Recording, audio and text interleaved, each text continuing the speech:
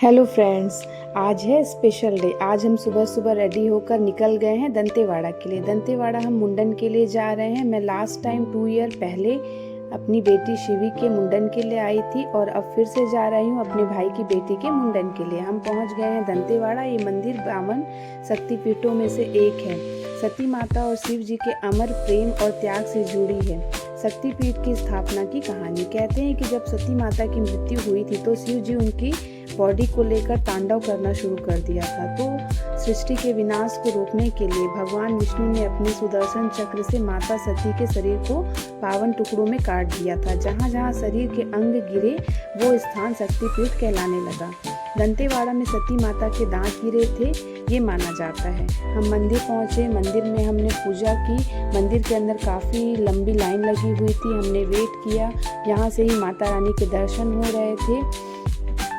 मैंने माता रानी को देखकर प्रार्थना की कि माता रानी अपना आशीर्वाद हमेशा ऐसे ही बनाए रखिए। फिर हम चले गए थे मंदिर के पीछे जहाँ मुंडन होना था।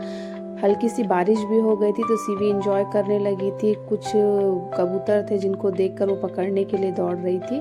फिर यहाँ मुंडन स्टार्ट हो गया था। मैं थी बुआ, तो मुझे आटे की लोई पकड़ के बैठनी थी और सारे बाल को उसमें रखना था। शिवी बहुत एंजॉय कर रही थी और सिया यहाँ पर रो रही थी क्योंकि उसका मुंडन हो रहा था। उसको पकड़ के बैठी थी भाभी।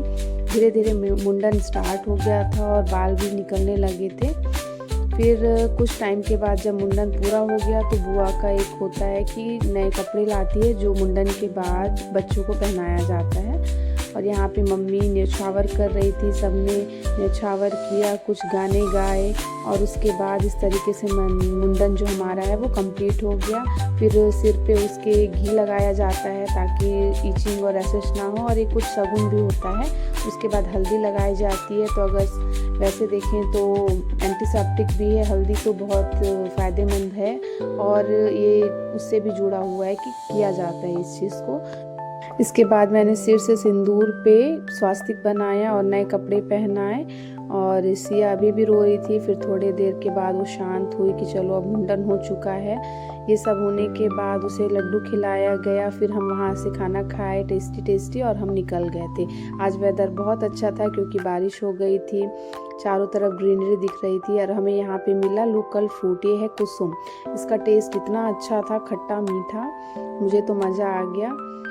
मैं क्या ही बताऊँ इसके टेस्ट के बारे में। हमने बहुत सारा खाया और यहाँ लोग बहुत थोड़ी थोड़ी दूर पे इसे लेकर सेल करने के लिए बैठे हुए थे। फिर हम थोड़ी देर रुके वेदर को देखने के लिए। बहुत अच्छा वेदर था। इसके बाद हमने कुछ फ़ोटोज़ ली वहाँ पे और इस तरीके से हमारा आज का दिन ख़त्म हो गया। ये मुंडन हमारे लिए यादगार बन गया। फैमिली टाइम स्पेंड करना बहुत अच्छा लगता है। फिर हम चले गए थे घर अपने जगदलपुर की तरफ। और उसके बाद अगर आप लोग भी जगदलपुर आते हैं तो दंतेश्वरी माता के दर्शन के लिए दंतेवाड़ा ज़रूर जाएं। अगर आपको ये ब्लॉग पसंद आए तो प्लीज़ चैनल को सब्सक्राइब करें, लाइक कमेंट करें और कमेंट में जय माता दी ज़रूर करें। तब तक के लिए बाय बाय।